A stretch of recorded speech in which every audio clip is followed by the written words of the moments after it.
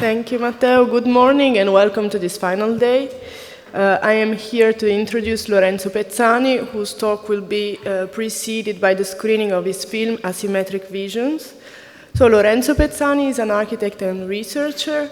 His work explored the spatial politics, visual cultures, and political ecology of migration and borders.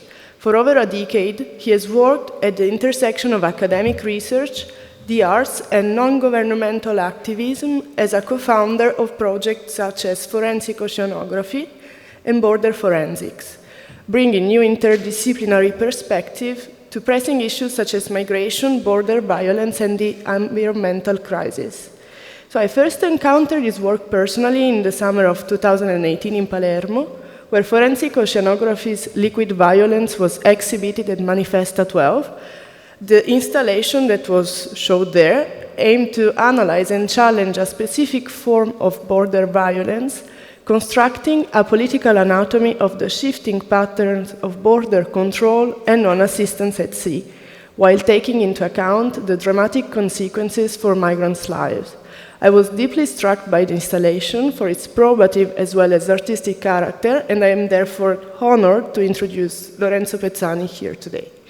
He is currently an associate professor in the Department of Arts at the University of Bologna, where he directs Liminal, a laboratory investigating intersectional immobilities through forensic imagination, and he also leads the Hostile Environments ERC project. His work has been used as evidence in courts of law, published across different media, and exhibited internationally. So thank you, Lorenzo, and we will start from the film. Yeah, just to say quickly, thank you, Claudia, for this generous introduction. Thanks everyone for holding up, making it to the last day and being here early in the morning on a Saturday. I'm not going to say very much about the film, neither now nor after. My presentation engages with the same topics, and then if there are specific questions about the film itself, I'd be very happy to answer those in the Q&A later. But yeah, as you'll see, and as I'll say more in the presentation, this is part of an ongoing research on forms of aerial bordering, and in particular in the way in which European authorities have been increasingly relying on aerial surveillance in the central Mediterranean to monitor the external borders of the EU.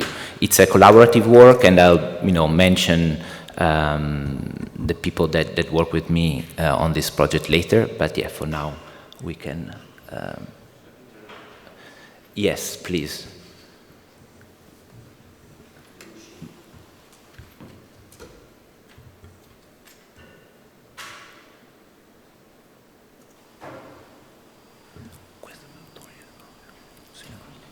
No, di meno direi, se posso spegnere proprio questo qui.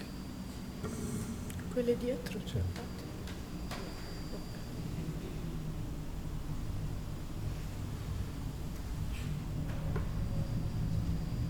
Un po' di volume. Since 2018, European authorities have increasingly relied on an extensive web of manned and unmanned aircraft to monitor its maritime borders in the central Mediterranean. This network of aerial surveillance allows European authorities, and in particular the EU's border and coast guard agency Frontex, to spot migrant boats crossing early on in their journey and direct the Libyan coast guard to intercept and return them to Libya, where they often face arbitrary detention, violence, and exploitation. In the summer of 2021, Frontex added to its increasing aerial arsenal a remote-piloted Heron drone operating out of Malta Airport, which has arguably become a cornerstone of its aerial operations. In order to understand the drone's surveillance activities and how these lead to interceptions to Libya, we tried to find out more about its sensors and their operational range. Since not much information is publicly available, we analyzed the drone's sensing capabilities through open source research, forensic methods, data, and image analysis. Our aim was to answer a simple question: how does the drone see?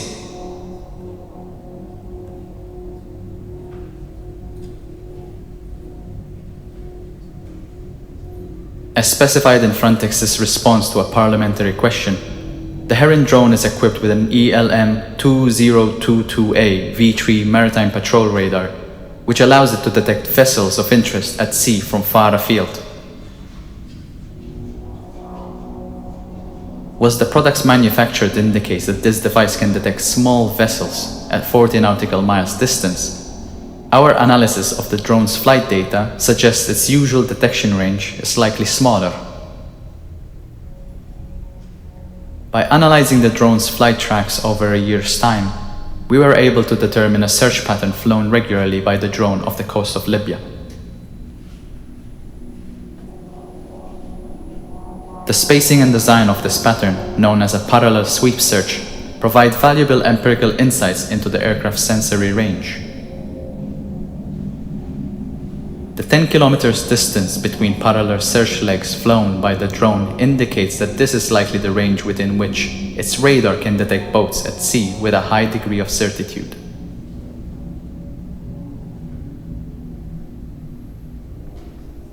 While this is likely a conservative estimate, it already implies the drone's ability to image over 10,000 square kilometers of the sea's surface during a typical day's flight, such as on the 24th of August 2021 shown here. The extensive reach of the drone's radar highlights the expansive reach of its early detection systems, which plays a critical role in making interceptions to Libya possible.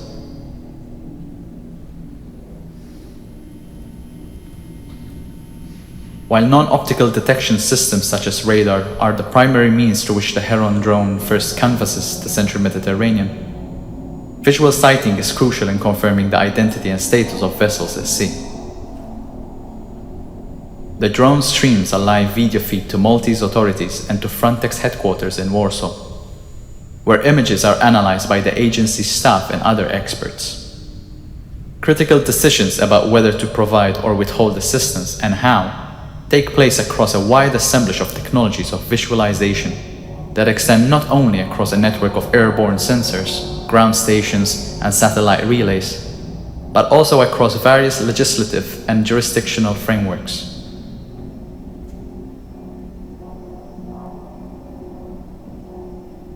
Through open source research, we analyze photographs and footage taken by different Frontex aerial assets and published online by the Libyan Coast Guard and others. These silent images, showing indistinct masses of passengers with the surgical yet detached vision from above, have come to play a key role in the spectacularization of border apprehension that fuels imaginaries of invasion.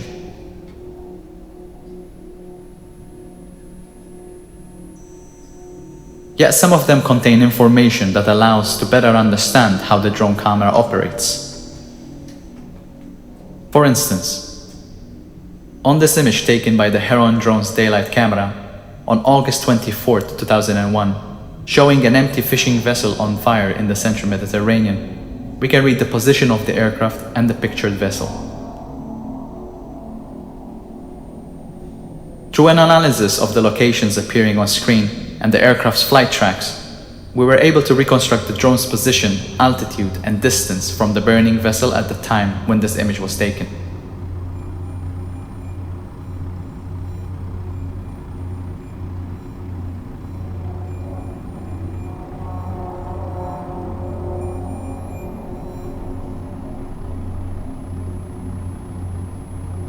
This reconstruction provided us with the necessary data to calculate a confirmed minimum range of 3.3 kilometers for the drone's daytime camera.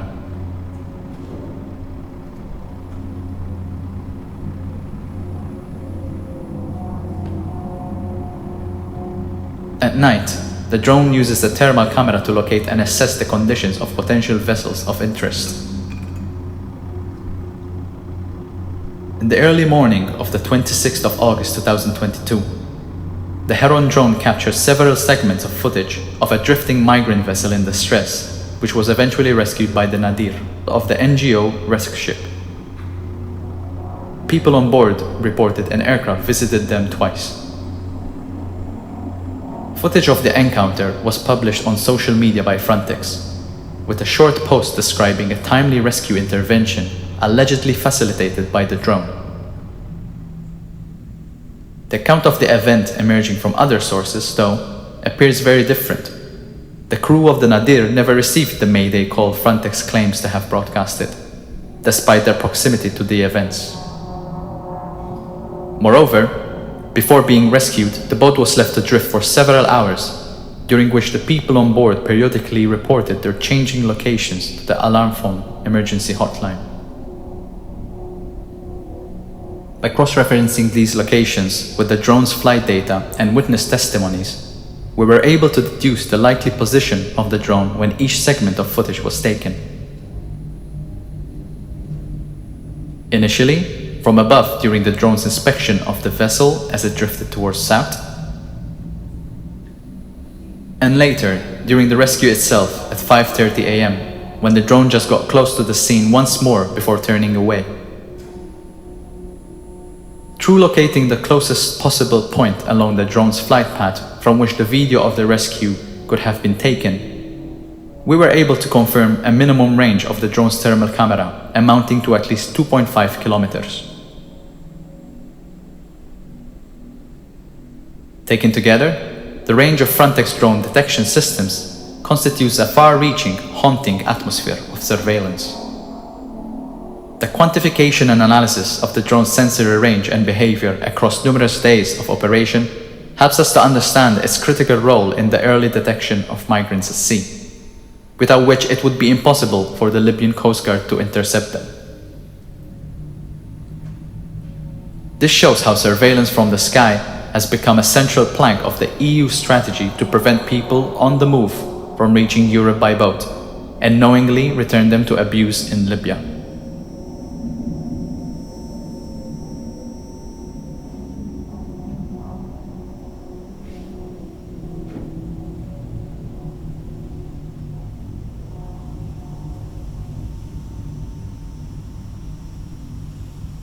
However, a purely cartographic analysis does not fully account for the wider, affective footprint of aerial operations and its inherent violence, which clearly emerges instead from the testimonies of those attempting to escape Libya by boat.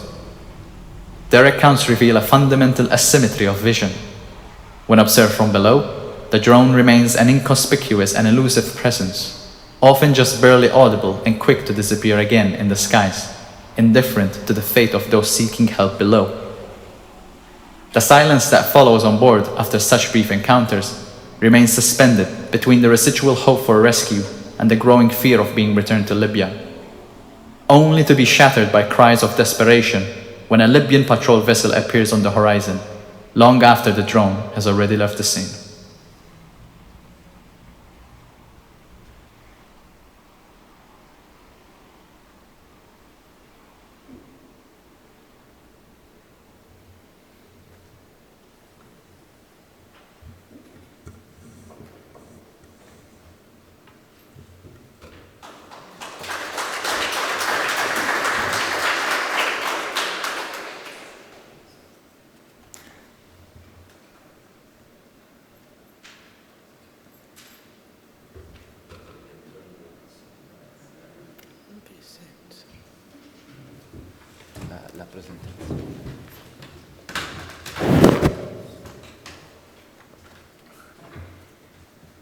Okay, while we sort out the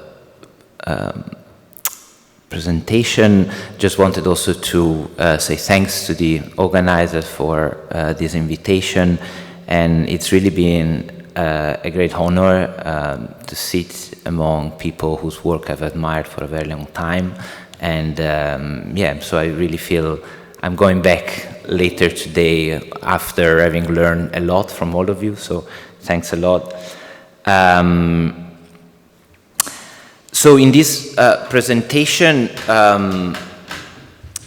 I will first return to some of the investigative work that we have been doing on aerial surveillance, and then later I'd like also to share some more theoretical reflections that have emerged from this work, and that, as all the projects that we do, have been really useful to think with and to think through as a way also of orientating our own practice.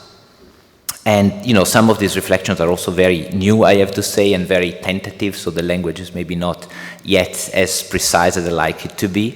So please bear with me as I move maybe in and out of slightly more structured and less structured parts.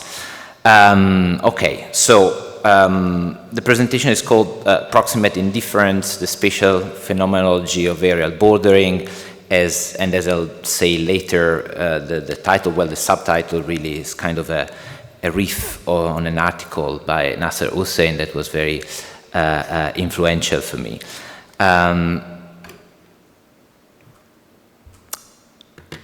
On the early morning of the 30th of July 2021, a Heron drone took off from its base at Malta Airport, which you can see here. So what you see, this is the satellite communication of the drone, and this is like the system that is used to guide the drone, and so it sits on top of like the containers within which drone operator sits. So the drone took off from Malta and headed towards the western part of Libyan search and rescue area, which is its regular beat, located some 300 and something kilometers to the south. Built by Israeli aerospace industries and operated by a subsidiary of the European aerospace giant Airbus, the drone was monitoring the central Mediterranean on behalf of Frontex, the European Union border agency. Its mission was to spot migrant boats that were attempting to reach Europe by boat from Libya. The drone, as you've heard in the video, is equipped with a wide range of optical and thermal sensors that transmit a near-live video feed and other information to Frontex headquarters in Warsaw, where data are analyzed and operational decisions affecting its path are taken and fed back to Malta in a constant feedback loop. While Frontex is extremely opaque in regards to its aerial missions and does not disclose operational details like flight plans, we know from our analysis of open source flight data collected over several months that the drone follows a standard search pattern of the Libyan coast. Deviations from this pattern can indicate the drone is taking a closer look at something. So we kind of isolated within these flight paths all these kind of unusual shapes. So during the research, we kind of analyzed and parsed hundreds and hundreds of flight paths, trying to isolate these unusual shapes, as I said. A whole taxonomy of loops and hoops started to appear, from circles so perfect that seem to have been drawn with a compass to more erratic shapes featuring sharp corners and impromptu U-turns. Each of these shapes, as some sort of strange ideograms, can be read to tentatively reveal some insights into the drone activities. So on that very day, the 30th of July, several of those peculiar patterns appear in the drone tracks. While some of these probably refer to multiple sightings of the same boat, at least 3 of them match leaked EU data concerning interceptions by Libyan forces on that day. So by cross-referencing those shapes with additional data acquired through open source research, forensic method, data and image analysis, and thanks to the tireless work of documentation carried out by non-governmental rescue groups such as the Alarm Phone and Sea-Watch, we're able to reconstruct in detail some of those interceptions and interview some of the people who were on board those boats. So here you see, like, across the whole day, the whole path of the drone as it kind of intersects with various other ships and migrants boats, at least as far as we could reconstruct, as I said, through this open source research. One of the people on board, a Syrian man, recalls the events as follows. About half an hour after we left from Libya, we heard the drone over our head. It made a clear sound. We were all afraid. Silence for the next several hours. Around noon, we saw the drone. It stayed there about 5 minutes, did a circle or two. 2 hours later, a boat appeared. It was the Libyans. So what the evidence suggests that we collected over these days, that before landing back in Malta airport, shortly after 6 p.m., so more than 14 hours after takeoff, the drone played a key role in facilitating the interceptions of potentially hundreds of people. What happened that day, though, was not an isolated event. Over the last few years, Frontex has established contracts with private companies to operate several manned and unmanned aircraft out of airports in Italy and Malta. And I can say maybe something about this later. You know, you'll hear in the presentation, I'll referring mostly to the drone, but actually one of the things that we argue in this work is that we can and we probably should think about manned and unmanned aerial surveillance together in this context at least, in the sense that there is a kind of ongoing attempt, both from European authorities and the private companies that supply the aerial surveillance activities to them, to kind of somehow evacuate any form of human agency on the part of the pilots, right? You know, they are kind of as if they didn't exist, right? And I can elaborate more on that later if you're interested. So I'll be referring both to drone and planes in this presentation, kind of almost indifferently. Each of these aircraft monitor a specific area of the central Mediterranean. Together, their daily movement constitutes a tightly knit, extensive web of aerial patrol. Frontex claims that aerial surveillance helps to save life. Yet the research that we've been conducting since 2022 paints a very different picture. Aerial surveillance is used to closely monitor the central Mediterranean from the sky and relay information about the location of migrant boats to Libyan authorities. The latter then use the very ships donated by European states, Italy first and foremost, and others, to do the dirty job of going out at sea, violently intercepting the boat's passengers and returning them to Libya, where, as it has been amply documented, they suffer unspeakable abuse. Our geostatistical analysis support this conclusion. It indicates that Frontex use of aerial assets has not had a meaningful impact on the death rate at the crossing. However, there is a statistically significant correlation between aerial assets flights and the number of interceptions performed by the Libyan Coast Guard. To say it otherwise, on days where the assets fly more hours over its area of operation, migrant safety has not improved, but the Libyan Coast Guard tends to intercept more vessels. What this research demonstrates, in other words, is that this surveillance forms a central plank of the EU strategy to prevent migrants and asylum seekers from reaching Europe by boat, in full knowledge of the horrible consequences people will face in Libyan detention. So this work, as I said earlier, was produced in the context of an ongoing work on aerial surveillance that started in 2022 with the publication of this report called Airborne Complicity that was a collaboration between Border Forensics and Human Rights Watch. The video that I screened emerged after these reports and was produced in the summer of 2023.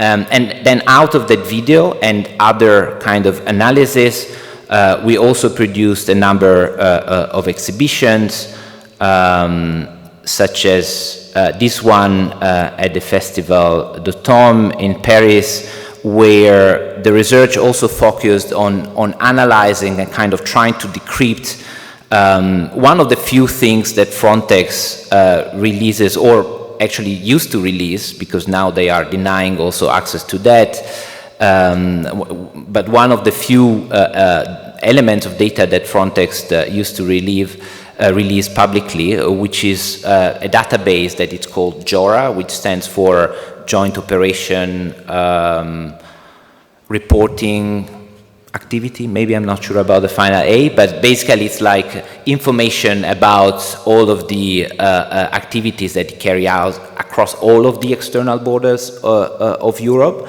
And so what we try to do here in this work was kind of trying to interpret and decrypt that data. Of course, they don't, it's a kind of, they just send you an Excel spreadsheet without much indication about what, each column means, etc. But again, through this forensic work of cross-referencing various elements, we try to, demonstrate that within Frontex data itself, it shows the amount of interceptions and illegal pushbacks that are performed at the external borders of the EU.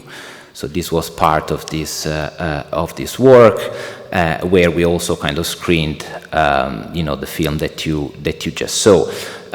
We are currently still working on this project, and hopefully in a month's time or so, we will be releasing an online database that makes these Frontex data and the analysis we made of it available, together with a lot of other elements that are missing precisely from Frontex data set, and that we acquired again through open source research, but also in collaboration with all the search and rescue NGOs that are doing the critical work of rescuing migrants at sea that states are still not doing.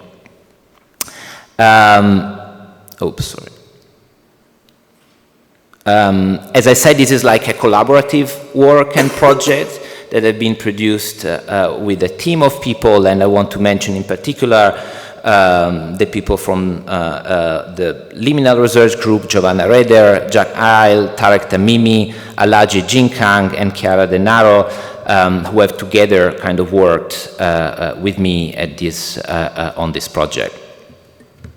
So, before I proceed further, I also want to mention that this research is part for me of a long-standing interest into the changing nature of contemporary borderscapes that I'm currently pursuing in the context of the already mentioned Hostile Environments project.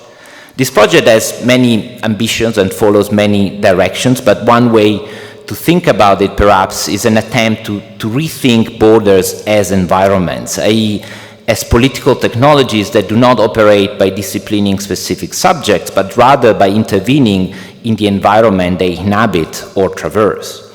So obviously this endeavor sits in continuity with long-standing attempts by many people to think about borders beyond linear metaphors that have been inherited from Westphalian mythologies of sovereign territoriality, and which seem utterly inadequate to describe the diffuse and pervasive nature of contemporary borders. So thinking of the border as an environment means acknowledging that the latter has become a diffused atmosphere of surveillance that has infiltrated the most elementary infrastructures of everyday life, a form of racialized violence that has become, in the terms proposed by Christina Sharp, as pervasive as the weather. So here the term atmosphere seems particularly useful to describe the way that apparatuses of border surveillance and securitization work, and of course the work of Karen Kaplan, Lisa Parks, Peter Eddy, and many others on this has been extremely influential and has been crucial in showing how we can think about this atmosphere of surveillance in ways that manage to account for the becoming almost meteorological, as Peter Eddy has it, of these forms of surveillance, right, that exist everywhere and nowhere at the same time. But I'm also trying to think about atmospheres in a more phenomenological way, we might say, as a kind of, as a mood or as a general feeling, and in this I found the work of Sarah Ahmed and other kind of feminist scholarship very inspiring, right? Sarah Ahmed, who writes about whiteness, for instance, as an atmosphere. So building on this kind of ongoing general preoccupations, in this presentation I want to focus on aerial border surveillance as a way to think about the atmospheric nature of borders and their violence. To understand the way borders operate in the central Mediterranean and the violence they generate, I will argue, we cannot stay with the aerial view from above that has been widely analyzed in the context of the so-called first wave of drone scholarship, i.e. all the literature that has emerged in the aftermath of the US-led global war on terror and that focused primarily on large lethal drones operating in Afghanistan, in Pakistan, Yemen, and so on and so forth. Instead, I want to try and think about and with the ways in which illegalized migrants at sea experience their encounter with aerial border surveillance from below. This is not only a way to return to the fundamental and revisit the fundamental critique of the omniscient view from nowhere with the situated view from below, but also to oppose to the disembodied vision of the drone operator the very visceral embodied perceptions of its target. So before returning to aerial bordering in the Mediterranean, I want to take a step back and revisit some of the ways in which several scholars writing during this first wave of drone scholarship have grappled with what we might call the spatial paradox of drone warfare. The very well-known fact that drone operators sit hundreds, if not thousands of kilometers away from their targets while being able to observe them in minute detail and over extended periods of time through screens that are placed a few inches from their very eyes. In this by now classic theory of the drone, Grégoire Chamayou argues that physical distance is contradicted by what he calls perceptual, or more precisely, ocular proximity.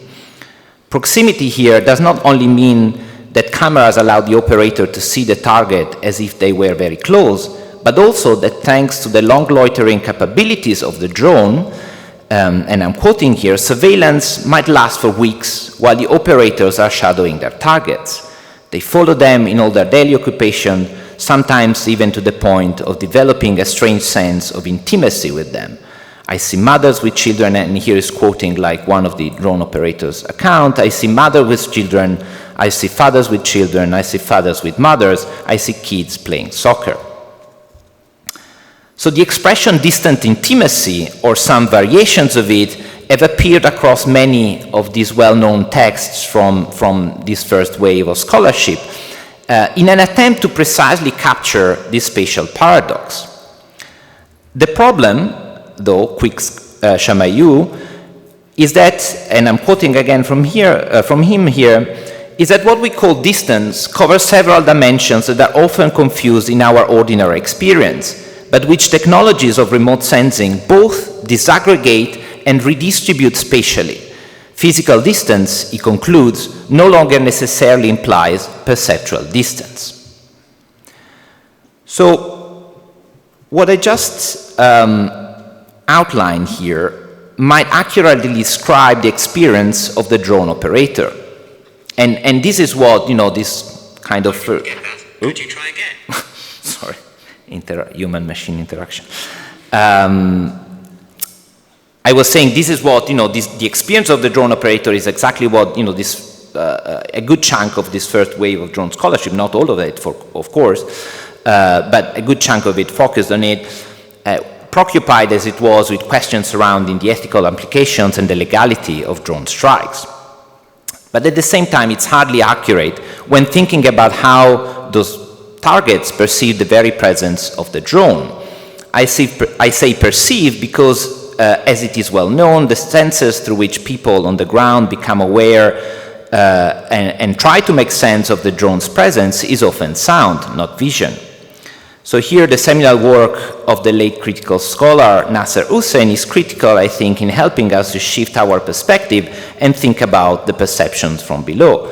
Of course, he's not the only one who has done this, but for me, that was very influential. In a short article called The Sound of Terror, The Phenomenology of the Drone Strike, he writes, and I quote, "If drone operators can see but not hear the world below them, The exact opposite is true for people on the ground. Because drones are able to hover at or about 30,000 feet, they are mostly invisible to the people below them, but they can be heard.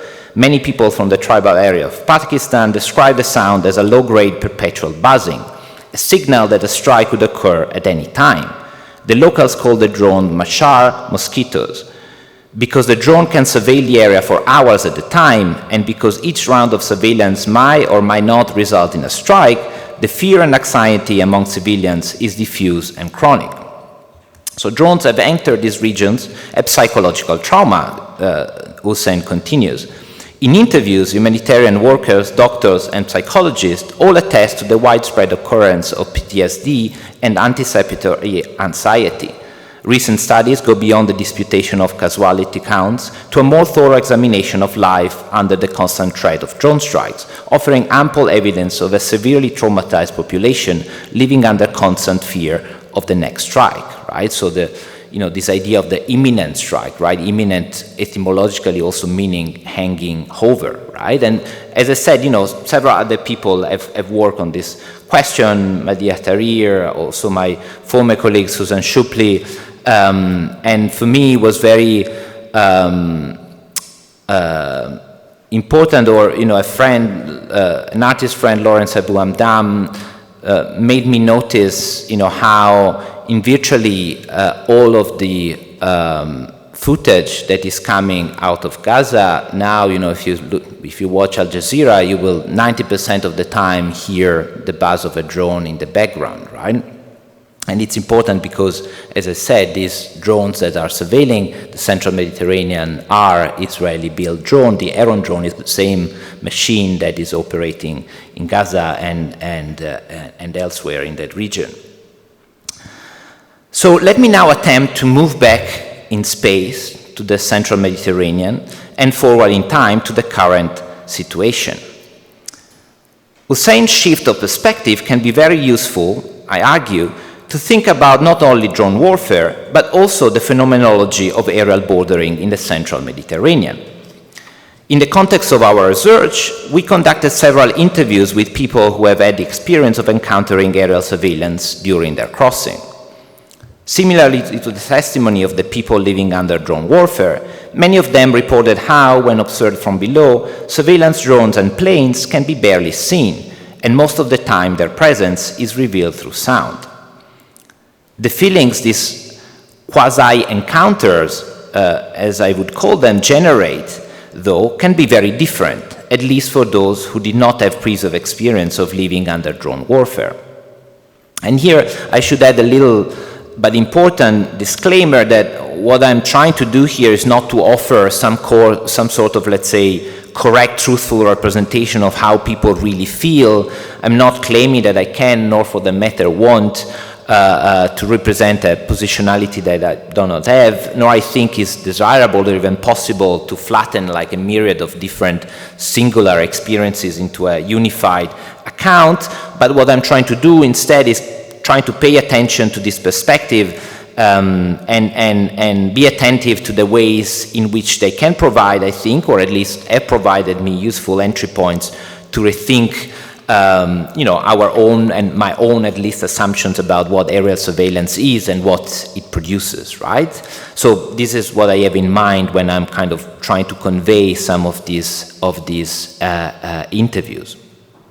For people at sea, the glimpse of a surveillance aircraft often represents the first sign of human presence after hours or even days spent at sea without seeing any other human presence. So while sentiments of fear and anxiety are not uncommon also amongst them, hearing or sighting a plane in that context could also mean that rescue is or will soon be underway, and therefore it also constitutes for some a moment of hope and excitement. There is in this sense a fundamental ambiguity and uncertainty about who is flying and why, as well as what kind of information or action they want to obtain or perform.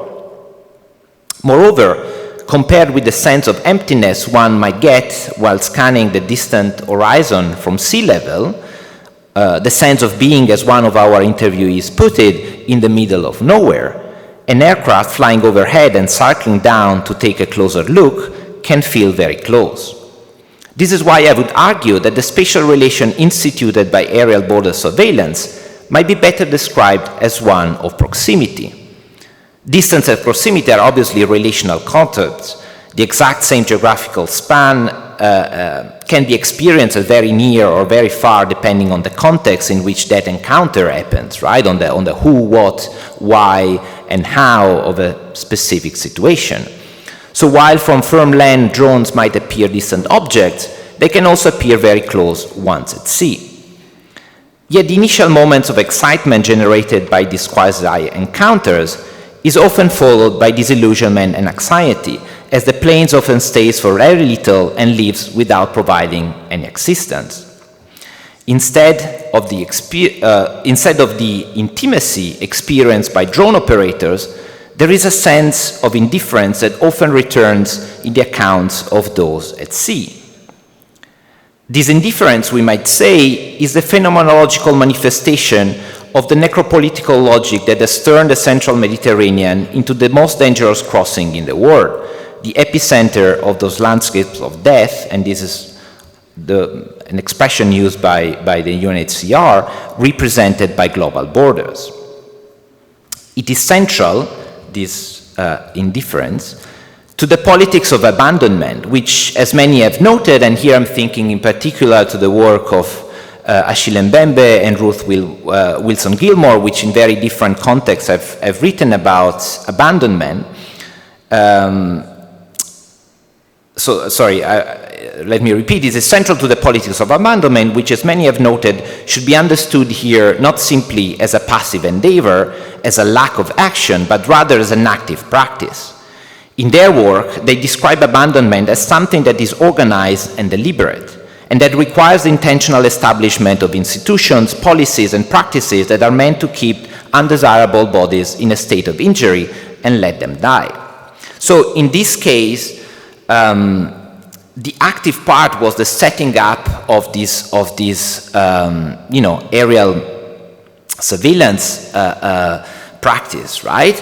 And there are very specific legal and political reasons why this happened. So let me try to go a bit further into this, because it's important to understand some of the kind of also legal subtlety here. I hope it makes some sense, because it can be quite complicated. But basically, the basic story is that while until a few years ago border control activities had been overwhelmingly conducted through naval means, through ships, at least since 2017, aerial patrols have come to play an unprecedentedly central role in this endeavor, right? So we have been grappling about this question, why all of a sudden European authorities start to rely more and more on aerial surveillance, right?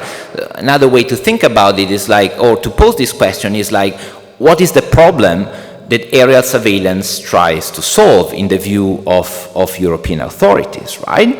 And one of the main reasons we think is that there is an imposition, a series of legal implications that are bestowed upon ships at sea, right? So maritime law imposes that all ships that are informed of a nearby presence of a boat in distress, what they need to do is, first of all, there is a duty to rescue them, right? And then international refugee law imposes a duty to disembark them in a port of safety, right? Which in this case would be Europe, right? So basically, let's say this legal obligation impose the rescue and then the disembarkation in Europe. But these obligations apply only on the maritime plane, not for aerial vehicles, right?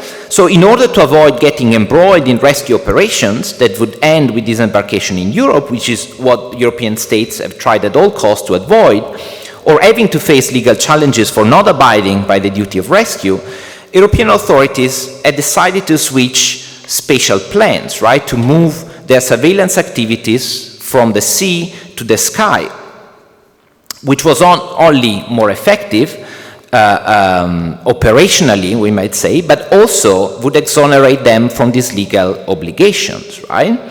So So the shift from sea to sky, the withdrawal of ships and the simultaneous expansion of aerial surveillance should be understood as an attempt by the EU to remove itself physically and legally from its responsibilities. It allows the EU to keep a close eye from the sky while maintaining a distance from boats in distress. So while this gap might only be a few hundred meters, because it now happens on a vertical plane instead of a horizontal one, it has become somehow unbridgeable. And here we produce like this, this short animation that kind of tries to, diagrammatically and cartographically account for this, switching of planes, right? So what you see here in a minute, you'll see various both rescue initially, but then subsequently border control operation by European authorities, and their successive retreats over time. So, ships that were patrolling closer to the Libyan coast, they've been kind of withdrawn, and there are less and less of these ships, and those that are still there are operating very far from where migrants' boats are. And then at the same time, simultaneously, the expansion of surveillance on the kind of aerial plane, right? So you see we go from the search and rescue regions of maritime area to the flight information regions up in the sky, and the ways in which these kind of extensions of surveillance through the drone from Malta, and as I said also, several other manned planes happen, and how it allows to monitor closely, the interceptions that happen, which are those red dots down there, but while keeping this kind of, unbridgeable distance, right, as I was mentioning earlier. And I think, Lilian, you mentioned yesterday that long footnote, right, by Chamayou when he talks about co-presence, and that's one of the ways in which I've been trying to think about that as well. Co-presence, he defined it as the ability to be within reach, right? But something that is also potential and doesn't need to be actualized necessarily, right? So in a sense, if you follow that kind of lens, you can think about aerial surveillance as something that is meant to place migrants both within the reach of European authorities' sensing capabilities, while keeping them, the European authorities, out of the reach of the law, right? So it's in this sense, I was talking about the idea of removing itself physically and legally from its responsibility. It's not only the legal responsibilities, but it's also somehow, if we think about the feminist concept of responsibility, ability to respond, to calls for help, right? And so I'm going to conclude now, and kind of, as I said, it's still kind of, it's thoughts that are still kind of somehow forming in my head, so I don't have like a very well laid out and conclusion, but I'll just mention a few things and topics that I'm trying to think about with this work. So first, I think what is interesting is that Nasser Hussein's attention to the phenomenology of the drone strike is what allows him to expand our understanding of what constitutes violence and denounce the harmful effects of drone warfare beyond debates that, as he says, tend to dominate critical commentary in the West, that are mostly about how precise or imprecise, how focused or unfocused these strikes are, emphasizing, as he writes, the diffuse but chronic deterioration of life offers a thicker definition of civilian harm and dismantles in part the visual regime of the drone, its will to omniscience and precision. It also begins to dispel the fantasy of air power in general. End of quote. Similarly, I would argue that paying attention to the embodied experience of aerial border surveillance from below allows us to capture the distinctive atmospheric quality of borders and the violence they structurally produce, even in the absence of a direct strike, right?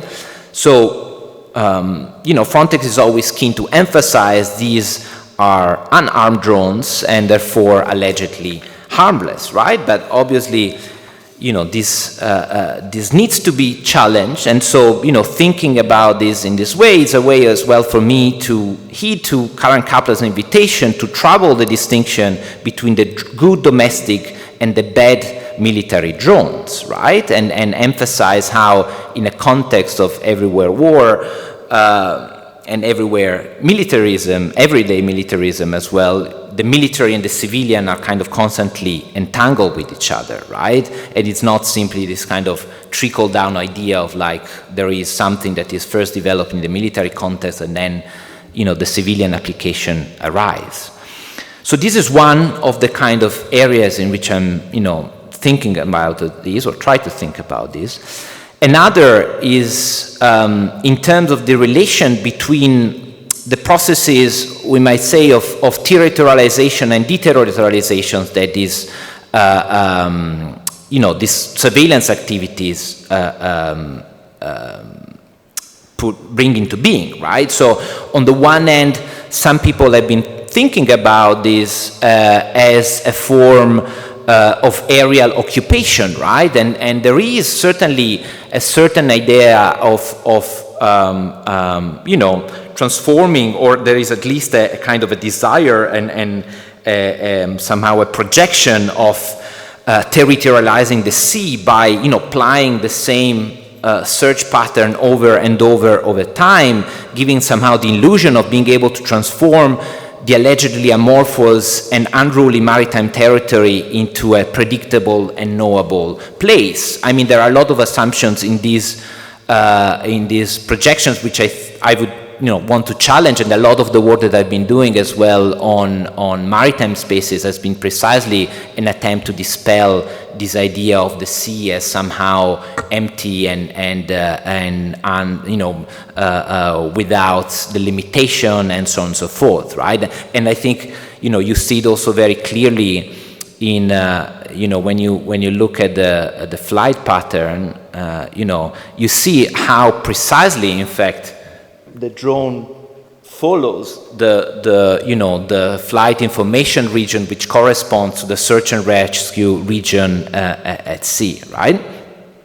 So another way, I think, perhaps more productive, is to think as well as a territorializing force, also to think about aerial surveillance also as a deterrorizing force, right? And here the work of Christine Agius has been quite important, where she writes that drones perform a complex form of what she calls ordering without bordering in unruly spaces imbued with uncertainty, violence, and danger. And what she means that, the drones that kind of operate across, territories and across various legislations produce also an ontological insecurity within post-colonial border spaces, impacting communities already subjected to multiple forms and legacies of power and control. This racialization from above, she writes, quoting Feldman, recalibrates Orientalist imagined geographies through far more porous concepts of proximity, right? And I think this is important in terms of, again, thinking about forms of everyday warfare and the ways in which regimes of war have infiltrated, spaces of everyday life, right? How am I doing with time? Okay, I think it's time to wrap up. So there are a few other things that I can return to also in terms of how some of this literature about drone fare has been also useful in terms of thinking about how to challenge somehow legally some of these activities, right, with legal scholars and legal organizations such as the ECCHR. We've been thinking and discussing, let's say, some of that and thinking about, the so-called kill chain in that drone scholarship has been useful for me to think about what's happening in the Mediterranean somehow as a form of pushback chain as well, and I can say a bit more about that later if you want. But yeah, I think for now, sorry, I've kind of very anticlimactic end, but that's where the state of my thinking is, right? So thanks for listening.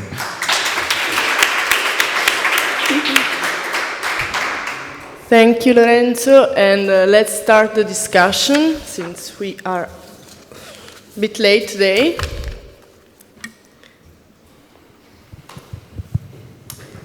Thank you, Lorenzo. That was extremely powerful and compelling, both in its form and in its message and messages. I would like to focus on one thing you brought up at some point concerning the oral or auditory dimension. Mm-hmm. We've been talking a lot about what it means for drones to be sensing, but I think you've made a compelling case that it's also about sensing drones and sensing their presence as potentially threatening forms of surveillance and control. It seems to me interesting that there are connections here between what you brought up and, for example, Francisco talked about yesterday. Drones are new forms of airborne control that are different, for example, from helicopters. So that was the change yesterday in use of police of these, but also, for example, in agriculture. Think of the use of spray technology through drones as opposed to helicopters. And I wanted you to maybe elaborate on what that entails, because it seems to me that when we're talking about the intervention of much larger flying vehicles, such as helicopters or even jets, I'm thinking of the work you mentioned by Lawrence Abu Hamdan about the incursions of Israeli drones into southern Lebanon. And the interesting thing is that for years, these incursions were made by jets. Mm-hmm. I've witnessed them myself. It's very impressive to have these Israeli jets coming into the Lebanese sovereign space. Mm-hmm. But it's a threatening thing that is quite unique. And it seems to me that you're talking about a destabilizing force that's of much lower intensity. Mm-hmm. It's a humming sound. It's not the flying jet. It's not the helicopter that comes in once very loudly, but it's a saturation of the atmosphere, of the auditory atmosphere. Mm-hmm. And I wanted you to maybe elaborate on that. So it seems to me that there's a lot of discussion about the fact that drones are still too noisy environments, but it's also a way of detect their presence. And at the same time, the threshold is much lower than with other flying vehicles, creating a sort of homogeneous atmosphere where it seems as if these flying vehicles were everywhere, creating the illusion of territoriality, mm-hmm. of continuity, mm-hmm. of ubiquitous control. Does that somehow make sense with what you're trying to do? Yeah, absolutely. No, I think, I mean, I would really agree with everything you said, and I think for me it was interesting to focus on this kind of low intensity somehow presence, precisely because I think it speaks, to the ways in which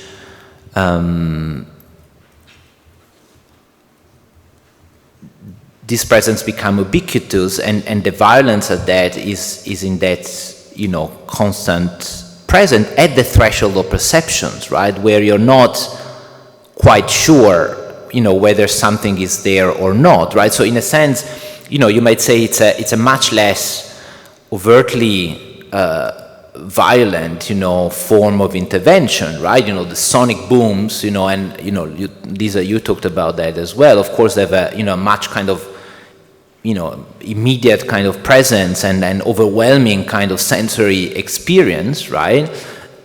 And at the same time, again, let's say this is not like a war scenario, right, or in a typical sense, right?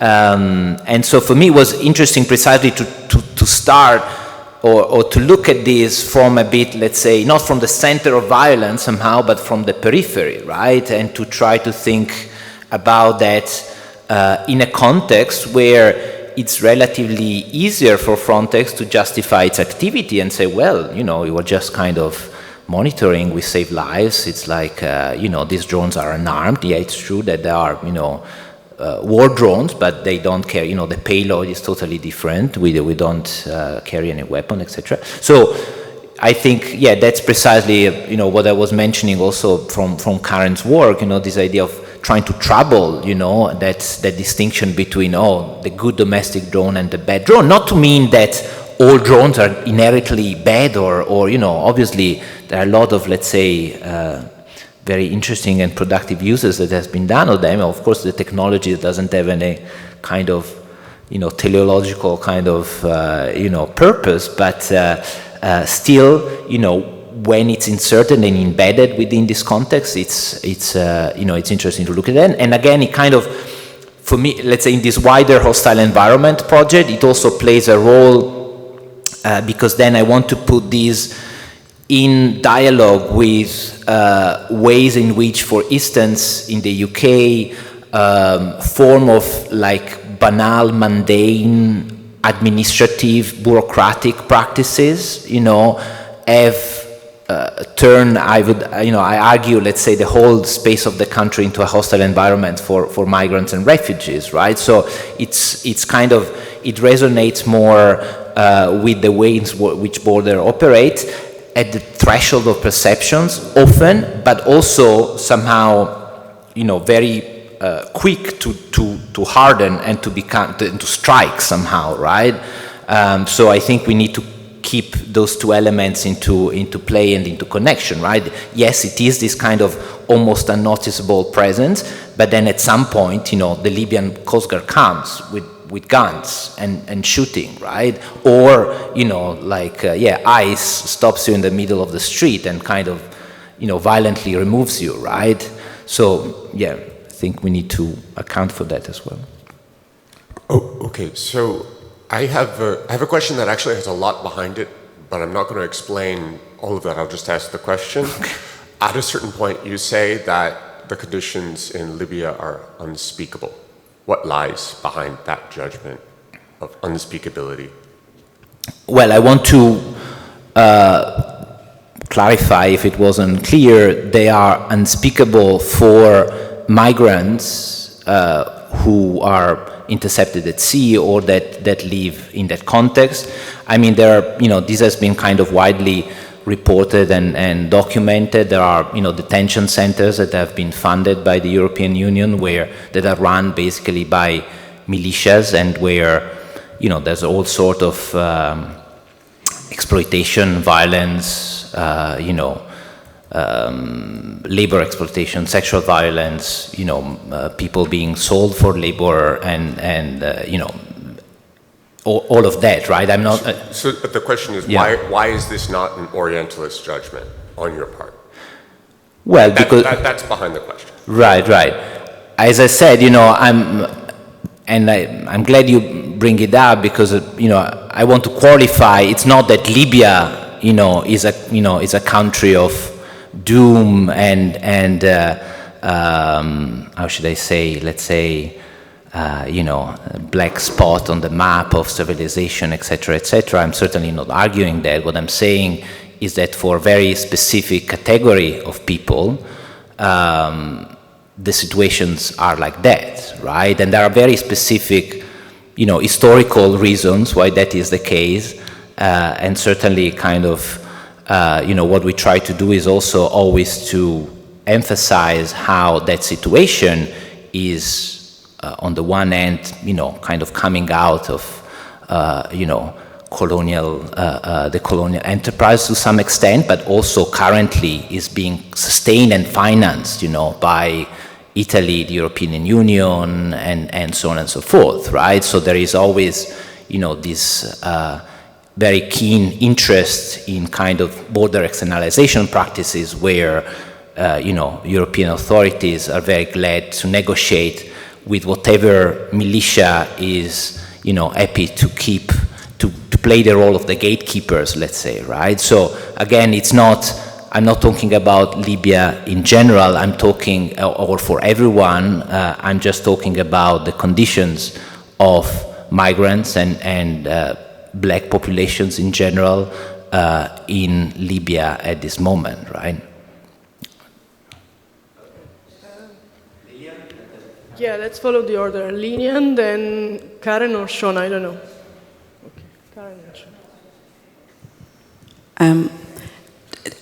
I just want to say my question will go in a bit of a different direction. So if someone wants to kind of, no, okay.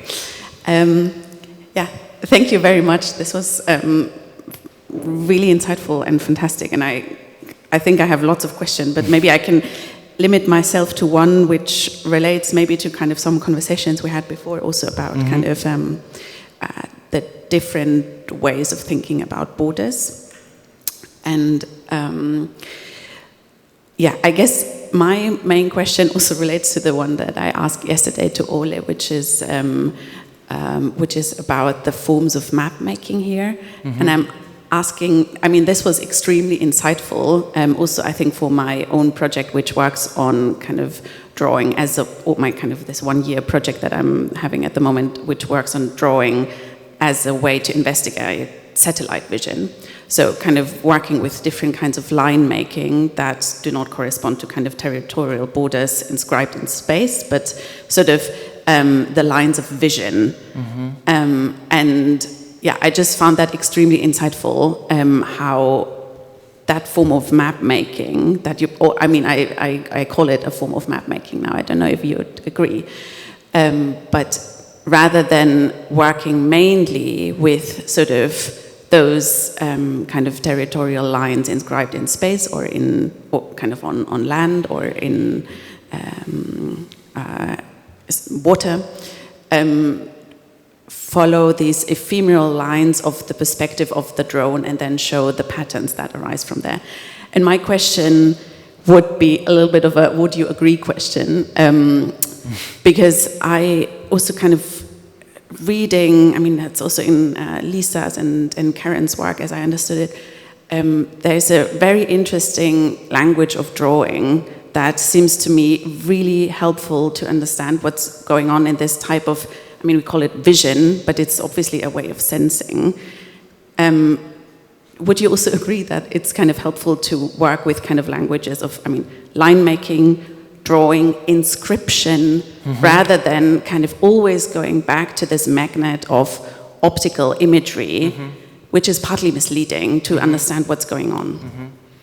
Yeah, no, I'd love to read and learn more about your project, and yeah, I would definitely agree. And one of the other article that I'm trying to write about, out of this is work is tentatively called for now the loop and the hoop, and it kind of plays with this idea of these shapes here, right? And I've been thinking. I still have to come up with a good name, and maybe somebody has ideas to suggest. But I've been thinking about if geography, is a kind of the writing of the earth, what would these lines correspond to in a sense, right? And so for a long time I've been kind of fascinated because previously in my work about maritime, still about maritime crossing, but from a maritime perspective, right? So from about ships, we've been using a lot, similar like vessel tracking, tracks, right? And so there's really an idea that, I wanted to ask, what would it mean, to really take seriously these as a form of writing in a sense almost, right? It's like, you can read them, because that like a circle like this of a specific like diameter, probably means, of course, you cannot be conclusive, right? But what form of writing is conclusive in some way? You can read them as an indication of something, right? And so, yeah, I don't know if it's exact, it's what you had in mind exactly, but what you said, I think, resonates a lot, right? And with the idea of like following this line and reading this line beyond, let's say, the kind of more visual, aspect of that, right? Also, this kind of analysis is really not done. It's done, through an algorithm, right? Through, basically you ask, the software to say, please isolate all the bits of the tracks that, have a corner that is, bigger than, X number of degrees in such a space, so you define a number of parameters and suddenly all these kind of different shapes come up, right? And these, what we try to do here, it's, like the red dots are, I don't know if you can see here, this is where a certain intersection took place, right? And so we were trying to see, okay, do we have any, can we really create this taxonomy and say, okay, when it's like this, then it means this, right? And it's very complicated. In fact, I don't think it's possible really, right? You need a lot of other contextual information, but still, I think it's interesting to think about both as an investigative practice, but also theoretically in terms of what it means, to draw a line and the meanings of a line beyond the kind of, let's say, more visual approach. So, Karen? Thank you. Lorenzo, it's such a pleasure to realize that we've been thinking together, but our proximity has not been close enough. So this is, I have so many thoughts, but what was helpful for me in particular about your comments today and this amazing project is thinking about the fear, thinking about the flight information region. I've been doing so much work on no-fly zones, military and civilian fly zones over the last few years, and thinking sort of quite immersed in the oh my God, European air traffic control. Mm-hmm. It's really intense. It's very dense.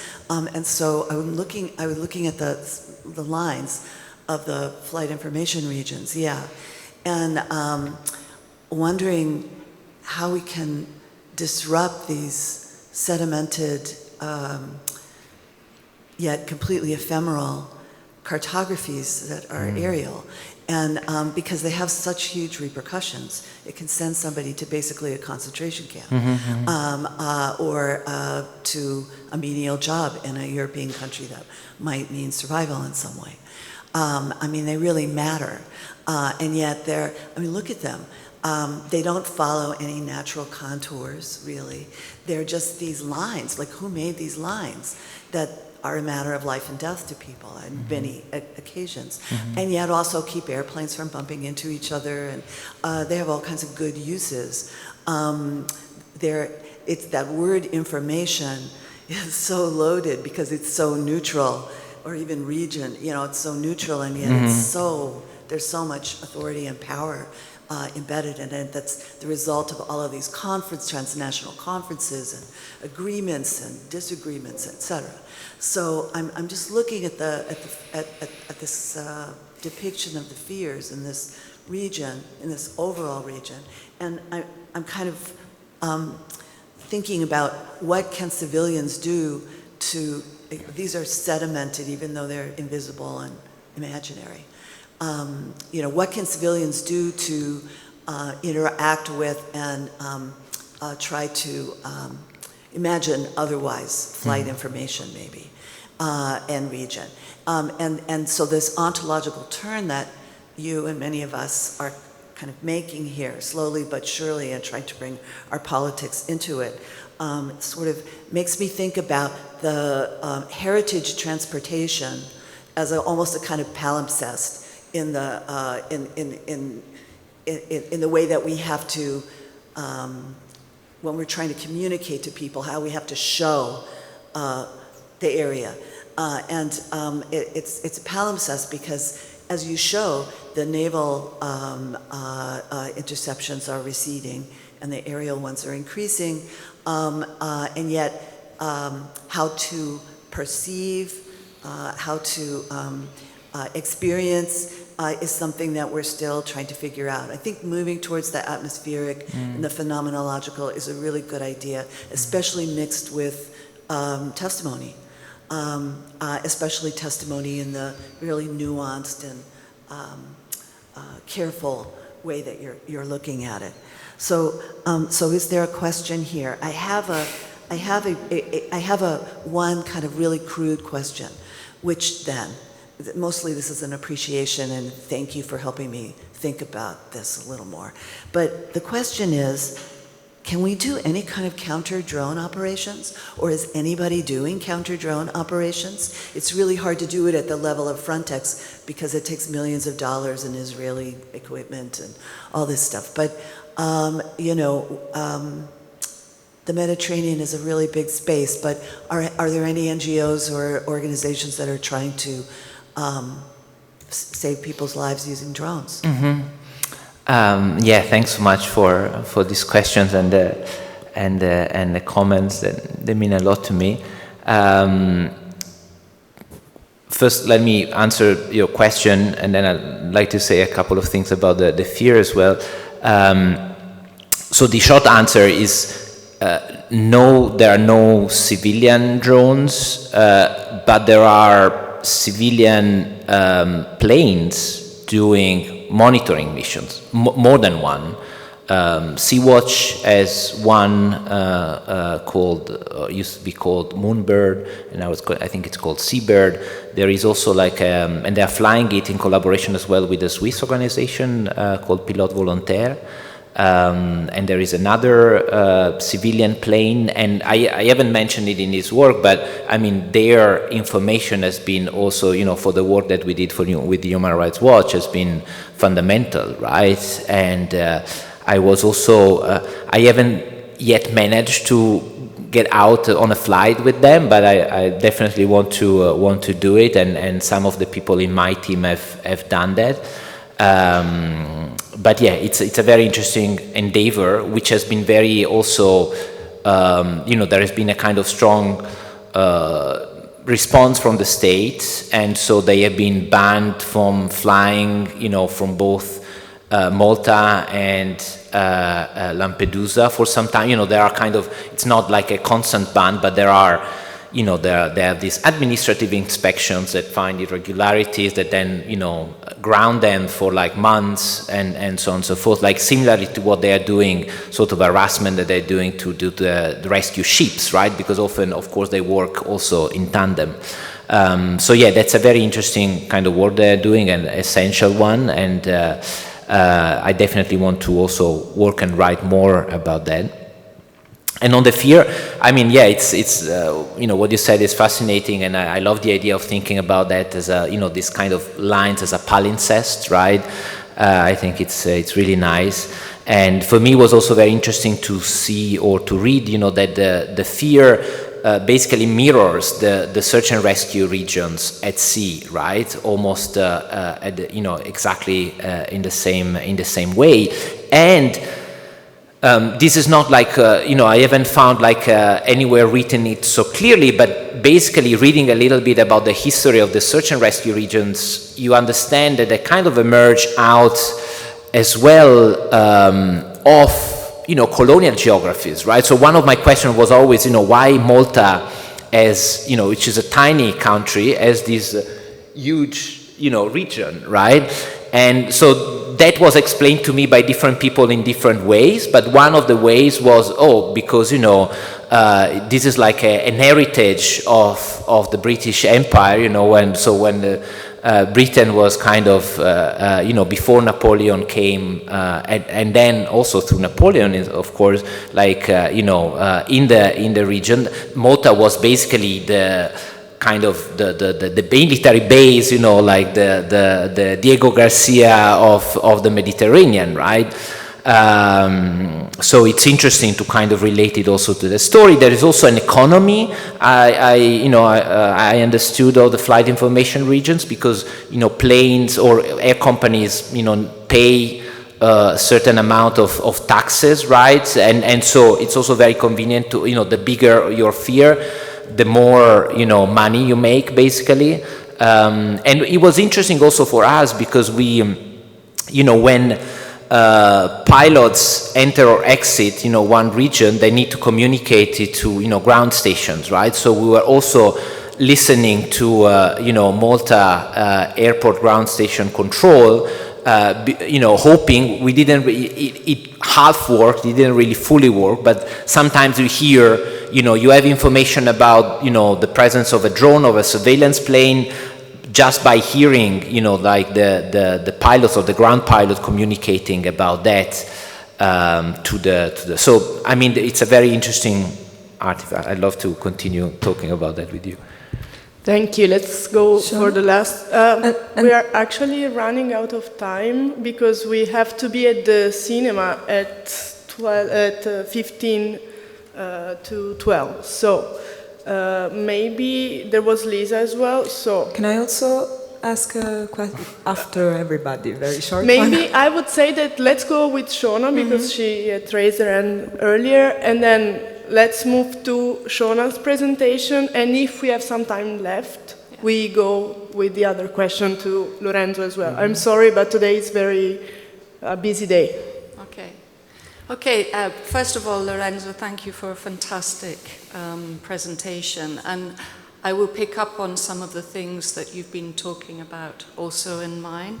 But I wanted just to ask you about this, a sort of longer history of avoidance of adhering to the duty of rescue in maritime situations. And I just wanted to, I was reminded of, I spent some time on a cargo ship filming for, quite some time. And one of the first mate, who'd been a master mariner, so he had been in charge of very large cargo ships, traveling all over the world, he talked about this practice of tucking yourself behind another cargo ship in the waters around Vietnam from the 70s to the 90s to avoid encountering people in boats for economic reasons. And then if you rescued those people, then you wouldn't find a port that would accept you. And I just wondered if you had done any kind of wider research into the kind of historical practice of this kind of avoidance of maritime law. Yeah, no, thank you. It's a very interesting question, and we did some research, not historical, like on a kind of long temporal scale, but let's say within the last 10, 20 years of also migration crossing in the Mediterranean. And one of the ways that we started that was that, because when we started like looking at, sites like Marine Traffic or, this website where you can see the the positioning and trajectory of boats, etc. There was a time in 2014-15 where, which was one of the kind of key turning point of this process of retreat of state vessels, right, from that region. So at that point, we started to see increasingly, this kind of zigzag, the ships were, and the Sicily Channel, it's really kind of a highway, between Suez Canal and Gibraltar, right? So, if you look at the, tracks over time, you really see they kind of cut across very, very directly, straight, right? So when they started to deviate, we knew that something was happening, right? And the interesting aspect of that, there's a lot to say. Now maybe we don't have time, but I'm happy to talk to you about that later. But one thing I want to mention is that interestingly, at some point, the International Chamber of Shipping, became, was putting out these press releases that sounded like, a kind of no border, activist statement, right? Because they were saying, oh, European states need to go and do search and rescue. You cannot leave these people. And of course, from their perspective was a way not to become embroiled, not to have like these long delays, also insurance claims and all sorts of costs that, was for them, right? But it was really quite surreal at some point, this big kind of shipping organization basically talking the language of like no border activists. So it's interesting. So thank you very much, and let's hope to continue the discussion later.